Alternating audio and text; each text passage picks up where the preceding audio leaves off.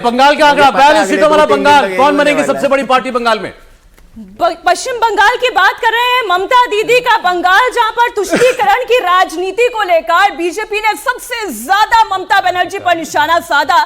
जिस राज्य को लेकर गृह मंत्री अमित शाह कहते आए हैं कि हम सबसे ज्यादा स्कोर पश्चिम बंगाल में करने जा रहे हैं, जहां पर टैली में 18 और 22 का आंकड़ा था, ये कहा गया इस बार ये टैली बदलने जा रही है, बीजेपी 22 सीटें लाने जा रही है।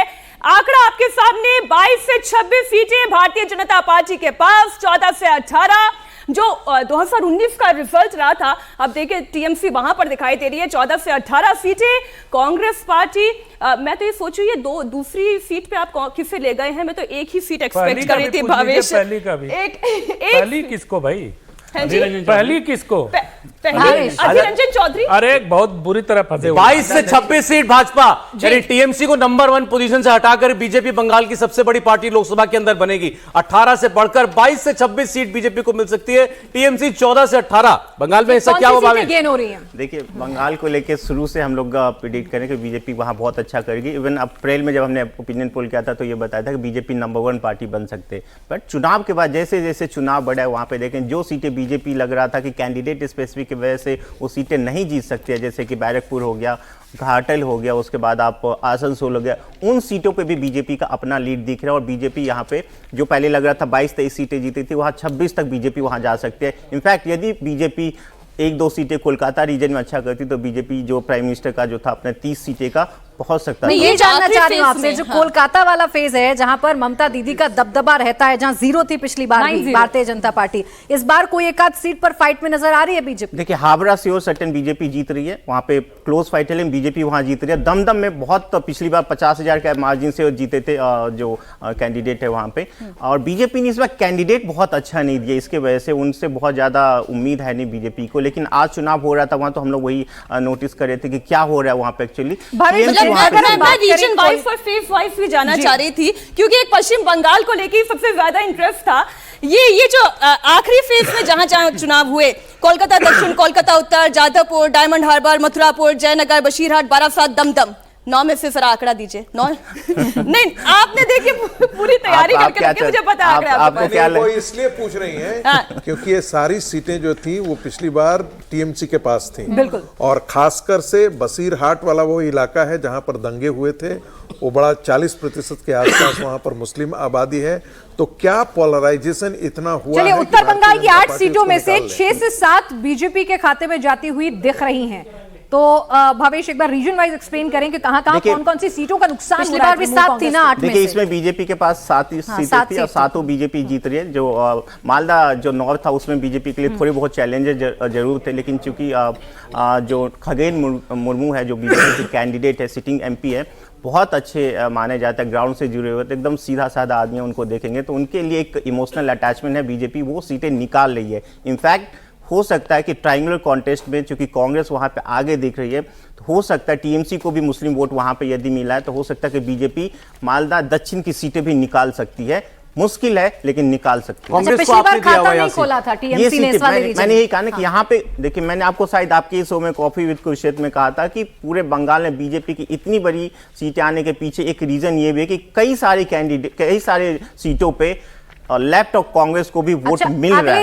वो एक बहुत बड़ा रीजन है कि जो एंटी बीजेपी वोट है उसमें वो उनको जा रहा है। ठीक है, अब दक्षिण पूर्व बंगाल की आइए बात कर लेते हैं। 12 यहां पर सीटें हैं और हमारा जो एग्जिट पोल बता रहा है उसके मुताबिक 12 सीटों में से 3 से 5 सीटें हैं जो भारतीय जनता पार्टी जीत सकती है। टीएमसी की अगर आप बात करेंगे तो 6 से 8 सीटें टीएमसी यहां पर जीत सकती है। कांग्रेस की बात करेंगे तो 1 सीट कांग्रेस के खाते में इस रीजन से जा रही है। दक्षिण पूर्व बंगाल की बात कर रहे हैं, लेफ्ट यहां पर खाता नहीं खोल रही है।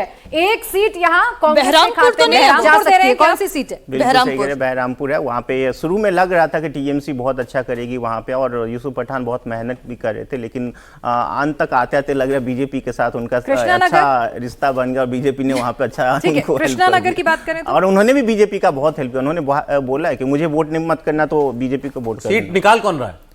अधीर रंजन चौधरी बिल्कुल निकाल ले वो। ठीक है, मुर्शिदाबाद, कृष्णानगर, मुर्शिदाबाद तो बीजेपी नहीं जीत सकते। कृष्णानगर की सीट बहुत पहले से हम लोग कह रहे हैं कि बीजेपी इस बार जीत सकती है और बीजेपी पक्के तौर पर जीत रही है वो सीट। महुआ मोइत्रा हार रही है, बिल्कुल हार रही है। ये बड़ा देखिए बीजेपी बड़ा दिल से झटका होगा ये टीएमसी के लिए। इनफैक्ट आपको ये जान के हैरानी होगी कि श्रीरामपुर जो सीट है जो उनका बहुत सेफ माना जाता है टीएमसी के लिए, कल्याण बनर्जी जो वाइस प्रेसिडेंट का मिमिक्री करते हुए देखा, महुआ मोइत्रा का नाम है, सब रिएक्ट करना चाह रहे हैं। महुआ मोइत्रा आ रही है। मैं बंगाल जो सर, मैं मैं महुआ मोइत्रा पे नहीं, मैं शुभेंदु अधिकारी भी रिएक्ट करना चाहता हूँ। मेरा कहना है कि बंगाल में अगर भारतीय जनता पार्टी अगर बेहतर प्रदर्शन कर रही है इस बार, तो शुभेंदु अधिकारी की एक बड़ी भूमिका रहेगी इसके अंदर। काथी और घाटल, ये 3 सीटें सीधी आ रही है बीजेपी के पास। 3 सीटें आ रही है और बाकी 3 सीटों पर वो प्रभाव डाल रहे हो कि उनका वहां पर एक अच्छे मेदिनीपुर में जो बीजेपी के लिए जो चैलेंजेस हो सकते थे वो शुभेंदु अधिकारी के आने के बाद बीजेपी के लिए सेफ हो गया। अच्छा, इसी चमत्कार की बात कर रहे थे क्या पीएम जब बंगाल की बात करते हैं कि यही चमत्कार होगा कि इस बार क्या बदला है 2019 से 2024 के बीच क्या बदला है? तो वो बदला ये है कि इस बार के सिर्फ 16 बूथ आप देखें इस पे वायलेंस हुआ है। टीएमसी की एक बड़ी ताकत हुआ करती है ममता बनर्जी की लोकप्रियता के अलावा उनका वायलेंस, और जो डरा धमका के वो वोट को प्रभावित कर लेते हैं। इस बार सेंट्रल फोर्सेस की तैनाती चुनाव आयोग ने इस लिहाज से की थी कि उसमें आपने देखा कि सिर्फ और सिर्फ 16 बूथ पे ये घटनाएं हुई, उसका फायदा बीजेपी। चलिए, लेकिन इस बीच मालदा दक्षिण की बात कर रहे हैं या जिन सीटों की बात कर रहे हैं, अगर बीजेपी को 22 से 26 के बीच में पहुंचना है तो उन सीटों पर उसे जीत हासिल होनी है। पहले 5 फेज में बीजेपी 18 सीट जीत रही है, पहले 5 फेज में जहां चुनाव हुआ था। इससे आगे का सफर छठा सातवां। लेकिन साउथ वेस्ट का जो रीजन है 17 सीटें यहां पर आती हैं और यहां पर बीजेपी कैसा प्रदर्शन कर रही है, कौन सी सीटें अपने खाते में ला रही है? सबसे पहले तो मैं आसनसोल की बात कर लेती हूँ।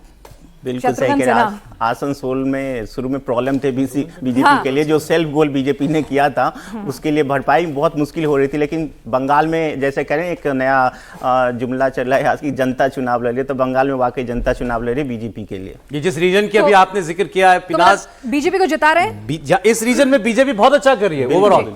आसनसोल तो वैसे भी बीजेपी के लिहाज से अच्छी सीट थी, जो वहाँ पे हिंदी भाषी हो गया। बिल्कुल, मतलब शत्रुघ्न सिन्हा खामोश हो जाएंगे। हाँ, बात तो यही लग रही है। शत्रुघ्न सिन्हा ने एक जो भूतपूर्व क्रिकेटर है जो बीजेपी से ही आए हुए हैं, वो भी चुनाव हारेंगे, बुरी तरह हारेंगे। उसके बाद बहुत सारी एकदम हॉट सीट है जिसके बारे में आप कल्पना नहीं कर सकते। लेकिन बीजेपी बहुत, देखिए बंगाल को लेकर एक चीज बहुत है, बंगाल में वोटर्स जल्दी अपना रॉयल्टी चेंज नहीं करता। लेकिन 22 ऐसी सीटें थी पिछली बार जो 2019 में चुनाव हुए थे, बहुत कम मार्जिन से दोनों पार्टी ने जीते। 11 सीटें, 11 बीजेपी ने जीती तो 11 वो। बीजेपी ने उन 11 सीटों पर बहुत एक्स्ट्रा मेहनत करके उसमें अपने लिए जगह बनाया है। इसीलिए आप देखेंगे घाटल, तमलुक हो गया, उसके बाद काथी हो गया। अभी जरा ग्रेटर कोलकाता, एक कलकत्ता वाली मिस्ट्री क्यों नहीं सॉल्व कर पा रही है भारतीय जनता पार्टी? 5 सीटें तृणमूल कांग्रेस 3 से 4 सीटें यहां जीतती हुई दिखाई दे रही है, बीजेपी 1 से 2 सीटें। ये कौन सी सीटें? हावड़ा हो सकता है। और पहले उम्मीद थी कि दमदम सीटें बीजेपी जीत सकते, लेकिन नहीं जीत रही है कैंडिडेट की वजह से। वो है हालांकि वहां पे आज जब पोलिंग हो रहा था तो दिख रहा था कि थोड़ी बहुत शोरगुल है, लेकिन निकाल कलकत्ता ममता बनर्जी के साथ है। अभी देखिए आज के डेट में जो ममता बनर्जी के पास वोट बैंक बचा वो क्या मुस्लिम और जो भद्रलोक जिसको कहते हैं, जो कहते हैं सवर्ण जिसको कहते हैं यूपी बिहार में कहते हैं, वो वोट बैंक बचा हुआ है। और इसी वजह से बीजेपी इस रीजन में अच्छा परफॉर्म नहीं करती है। जिस दिन बीजेपी ने ये मिस्ट्री सॉल्व कर दी, असेंबली में भी बीजेपी। अच्छा, बशीरहाट वाली सीट, संदेश खाली वाली सीट, उसमें कुछ नहीं। मुझे नहीं लगता उसमें कुछ डिस्कशन करने की भी जरूरत है। 40% ऑफिशियली करें, अनऑफिशियली वहाँ पे 60% के आसपास। और 12/7 पे कुछ टफ फाइट हो सकती है, लगी हुई है साथ में कैंडिडेट भी नहीं, वहाँ पे भी कुछ नहीं हो रहा है, वो सब चीजें। इनफैक्ट देवेंद्र, ये जो शुरुआत के जो फेज रहे जिसमें मालदा उत्तर, दक्षिण जहांगीरपुर, मुर्शिदाबाद, दार्जिलिंग, रायगंज, ये जो शुरुआत के 2 फेज थे, 3 फेज थे, यहाँ तो बीजेपी बड़ी ही कॉन्फिडेंट नजर आ रही थी। और उन्हीं फेज से सीट्स भी आ रही है। छठा सातवां फेज, जैसा कि पहले मैंने आपको बताया था कि वहां से सीटें बीजेपी को नहीं आ रही। एक 8वां फेज जिसमें सीट आ रही है पूरी। हाँ, और छठे और सातवें में बस ये उम्मीद है कि अगर उनमें से कुछ सीटें आ जाएं तो आंकड़ा 26 तक जाएगा, वरना 21 या 22 पे वो आंकड़ा रुकेगा। और अगर आपको 21 या 22 तक जाना है तो मालदा उत्तर दक्षिण दोनों जीतना होगा। आधिकारिक बंधु के आ जाने से वहां पे दोनों ही सीटें बीजेपी के लिहाज से कंफर्टेबल हुई। तो जो बड़ा फायदा हुआ है वो इन सब चीजों का हुआ है। अब सबसे बड़ी गुत्थी सॉल्व करते हैं, जैसे खुद अजीत पवार कह रहे थे कि ब्रह्मा भी नहीं बता सकते, तो यहाँ भवेश ने क्या बताया उसके बारे में जरा ये जान लेते हैं। महाराष्ट्र की 48 सीटें व्यूअर्स, शिवसेना टूटी, एनसीपी टूटी, 2 धड़ों में बट गए। 4 पार्टियां वहां पर चुनाव लड़ रही हैं। उसके अलावा लोकल इश्यूज अपनी जगह पर। ये 48 सीटों का क्या हाल है? महाराष्ट्र का एग्जिट पोल आपके सामने, सबसे ज्यादा कंफ्यूजिंग स्टेट था महाराष्ट्र, और उसका डेटा अब आप देखिएगा, आपकी स्क्रीन पर आ चुका है अब, जिसमें भारतीय जनता पार्टी जो है वो अपने दम पर 8 से 12 सीटें अभी भी सबसे बड़ी पार्टी 18 से 22। 18 से 22, माफ कीजिएगा, बीजेपी 18 से 22, एकनाथ शिंदे 5 से 7, अजीत पवार 1 से 3, उद्धव ठाकरे की पार्टी को 9 से 13, शरद पवार 4 से 5 और कांग्रेस 4 से 6। तो बीजेपी सबसे बड़ी पार्टी बनेगी, इसमें तो शक नहीं था, वो आपको साफ दिखाई दे रहा है। एकनाथ शिंदे भी लग रहा है कि कुछ डिलीवर कर रहे हैं 5 से 7 सीटों पर। अजीत पवार 4 ही लड़ रहे थे और आपने 1 से 3 उनको दिया, मतलब उनका भी इसमें चुनाव में प्रदर्शन जो है उतना खराब तो नहीं, और उद्धव ठाकरे ने ठीक चुनाव लड़ा। अच्छा चुनाव। देखिए पूरे महाराष्ट्र की जो स्टोरी है उसको ठीक से देखिए। जो पहला फेज हुआ बीजेपी के लिए सबसे ज्यादा नुकसानदायक वही फेज रहा जो विदर्भ में जो चुनाव हुआ। बीजेपी को वही जो रिजर्वेशन वाला मुद्दा था, क्योंकि वहां पे दलित वोटर बहुत ज्यादा, 3 सीटें जो बीजेपी की सी थी, पंडारा गोंडिया, उसके बाद गढ़चिरौली चिमूर और एक और सीट है चंद्रपुर। वो तीनों सीटें बीजेपी पिछली बार, 2 सीटें बीजेपी पिछली बार जीती थी, चंद्रपुर हार गई थी। बीजेपी तीनों भी बड़े अंतर से मतलब पीछे थी। वहां से जो मुद्दा था रिजर्वेशन वाला वो बहुत आगे पिक करता गया। लास्ट फेज में जो जहां पे मुंबई में चुनाव हुआ है कैंडिडेट के वजह से, और चूंकि मुंबई वाली रीजन में उद्धव ठाकरे का अपना जनाधार है, वो जो सिंपैथी वोट जिसको कहते हैं, उसके वजह से मुंबई की जो 6 सीटें उसमें से 3 सीट बीजेपी जीत रहे। 3 सीट जो शिंदे को उन्होंने दिया था वो तीनों सीटें हार रहे हैं। 1 सीट बीजेपी भी लूज कर सकते हैं, मिहिर कोटेचा वाली सीट बीजेपी भी लूज कर सकती है। लेकिन हम की बात कर लेते हैं। उत्तर महाराष्ट्र की 6 सीटें जहां एनडीए, अगर इस अलायंस की हम बात करें, 4 से 5 सीटें एनडीए निकाल सकती है, वहीं इंडिया अलायंस की बात करें 1 से 2 सीटें निकाल सकती है। उत्तर महाराष्ट्र रीजन वाइज बात हो रही है, आंकड़ा आपके सामने 6 सीट भावेश, 4 से 5 सीट एनडीए अलायंस को जो आप दे रहे हैं, ये कौन सी हैं? कौन सा रीजन है? ये हम उत्तर महाराष्ट्र। देखिए ये बीजेपी का गढ़ है, 4-5 सीटें जो उनका आ रहा है। 1 सेकंड में रीड आउट कर देता हूं। इसमें नंदुरबार, धुले, जलगांव, रावेर, ये तमाम सीटें, ये सीटें बीजेपी के लिए सेफ है। कुछ सीटें वहां पे जहां पे उनके लिए जो कैंडिडेट, देखिए उस रीजन में बीजेपी के लिए कैंडिडेट बहुत ज्यादा इंपॉर्टेंट था। कैंडिडेट उन्होंने बीजेपी ने सही नहीं दिए, जिसकी वजह से शायद मुश्किल बीजेपी के लिए हुआ है। अदरवाइज देखेंगे जो मराठवाड़ा और मुंबई वाला जो रीजन है उसको छोड़ दीजिए, और जो फर्स्ट जो विदर्भ, कांग्रेस को आप 1 से 2 दे रहे हैं, ये कौन सी वाली सीट है? मैं बता देता हूं। अच्छा एक बार टैली जरा देख लेते हैं। अगर हम देखें, अगर हम हाईएस्ट पर जाएं तो मोदी सरकार को यहां पर बहुमत तो मिल चुका है, 264 से 275 सीटें आ सकती हैं। तो अंदाजा आप लगा सकते हैं कि यहां बहुमत जो है एनडीए को ओवरऑल एनडीए जो है वो बहुमत के ऊपर जाता हुआ दिखाई दे रहा है महाराष्ट्र की सीटें खुलते ही। और आप गैप देख लीजिए कितना, दुगने से भी 1.5 गुना ज्यादा गैप जो आपको इस वक्त दिखाई दे रहा है। 115 इंडिया गठबंधन, एनडीए 26 से 30, इंडिया गठबंधन 18 से 22। डेंट मारा है इंडिया गठबंधन ने महाराष्ट्र में, इसमें कोई शक नहीं है। बिल्कुल, इसमें तो ये पहले से तय था कि वहां पर उद्धव ठाकरे बेहतर प्रदर्शन करेंगे, लेकिन ये परिणाम बता रहा है कि उद्धव ठाकरे, शरद पवार और कांग्रेस का वोट आपस में शिफ्ट हुआ है और मुसलमानों ने एक बड़ा वोट बैंक किया है। उद्धव ठाकरे का जो कोर वोटर है, कट्टर शिव सैनिक है, वो टूटे नहीं है, वो एकनाथ शिंदे के साथ नहीं गए, और इसी कारण एकनाथ शिंदे को नुकसान हो रहा है। एकनाथ शिंदे 15 सीटों पर लड़े थे, मुझे लग रहा है एकनाथ शिंदे को सबसे ज्यादा इसमें नुकसान हो रहा है। अजित पवार फिर भी ठीक कर रहे हैं। दूसरा, वंचित बहुजन आघाड़ी जो थी प्रकाश अंबेडकर की, वो दलितों को जो वोट लेके जाते थे, मुझे लग रहा है इस बार उनको वो वोट नहीं जा रहा है, वो वोट शिफ्ट हो रहा है पूरा उद्धव ठाकरे के पास, कांग्रेस के नाम पे जा रहा है, और यही कारण रहा है कि बेहतर प्रदर्शन कर रहे हैं। और विदर्भ में आप देखेंगे तो विदर्भ में वंचित बहुजन आघाड़ी के जो प्रकाश अंबेडकर है वो अकोला से चुनाव लड़ रहे हैं, वो उनका स्ट्रांग होल्ड है वंचित आघाड़ी का जी। और अगर वहां पर बेहतर प्रदर्शन अगर कांग्रेस और शिवसेना कर रही है उद्धव ठाकरे गुट, तो मुझे लग रहा है अब मराठवाड़ा की सीटें आपको दिखा रहा है। मराठवाड़ा में देखिएगा एनडीए 3 से 4, इंडिया गठबंधन 4 से 5 मराठवाड़ा में। समीर जापी से देखिए, मराठवाड़ा भी वैसे भी भारतीय जनता पार्टी का रहा है, लेकिन उद्धव ठाकरे का भी वहां एक ग्राउंड है, शिवसेना का ग्राउंड है, कांग्रेस का बड़ा ग्राउंड रहा है मराठवाड़ा के अंदर। विलासराव देशमुख उस एरिया से आते हैं, तो मुझे लग रहा है कि वोट शिफ्ट हुआ। जो कहा जा रहा था कि कांग्रेस के जो वोटर्स है वो शिवसेना को नहीं, उद्धव ठाकरे को नहीं करेंगे, उद्धव ठाकरे का शिवसैनिक कांग्रेस को वोट नहीं करेगा, मुझे लग रहा है कि इस बार इनका वोट पूरा ट्रांसफर हो रहा है, जिसके कारण ये सीट जीतते जा रहा है। और जो कहा रहा था कि एकनाथ शिंदे के आने के बाद शिवसेना उनके पास चली गई है, तो वो बड़ा वोट बैंक लेकर आ जाएंगे। सिर्फ विधायक उनके साथ आए, वोट बैंक उनके साथ जा नहीं रहा है। मुझे लग रहा है एकनाथ शिंदे सबसे वीक प्लेयर साबित हुए। भावेश, बिल्कुल एकनाथ शिंदे जितनी भी सीटें जीत रहे हैं वो ज्यादातर बीजेपी के प्रभाव वाले एरिया में जीत रहे हैं। अपना जहां पे उनका बताया जाता है ठाणे और कल्याण छोड़ दीजिए, तो कोई भी सीटें ऐसा नहीं है कि अपनी वजह से वो चुनाव जीते। आपने जो नॉर्थ महाराष्ट्र की बात की थी, उसमें एक जो नासिक सीट है वो शिवसेना शिवसेना जीत रही है, और एक सीट है डिंडोरी जो बीजेपी जीत रही है वहां पे, लेकिन वहां पे टफ फाइट है, तो हो सकता है अपोजिशन वहां पे। पश्चिम महाराष्ट्र मतलब शरद पवार वाले, पश्चिम महाराष्ट्र की 11 सीटें, यहां पर एनडीए को 6 से 8 और इंडिया गठबंधन को 3 से 5 सीटें आ सकती हैं। बारामती का क्या हो रहा है?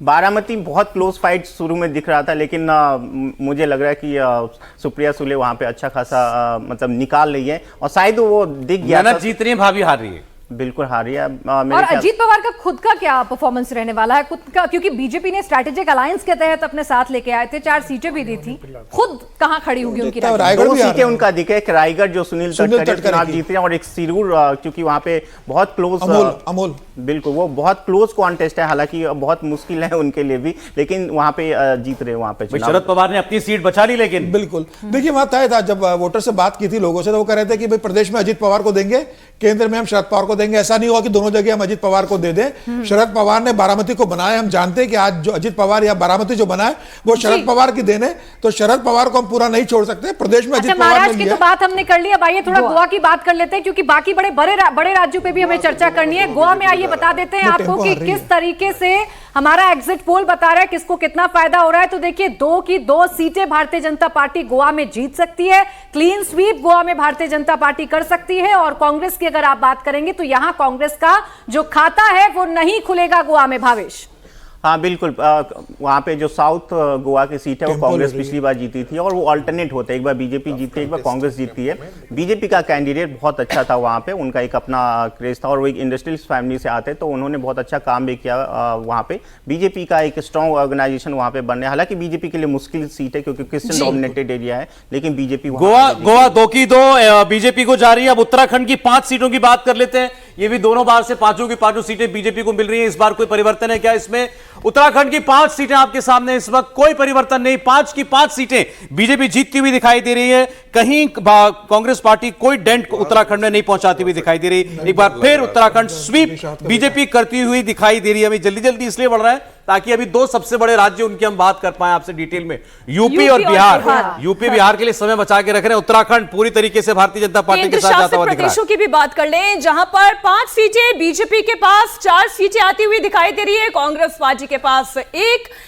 इसमें भी शायद ही किसी को कोई कंफ्यूजन रहा होगा, क्योंकि अभी तक जितने भी एनालिसिस हुए हैं, चाहे लद्दाख की बात करें, पुडुचेरी की बात करें, चंडीगढ़ की बात करें, ये सारी वो सीटें हैं जो बीजेपी के पास। अनंत जी, कोई इसमें आपको कुछ चेंज करना है?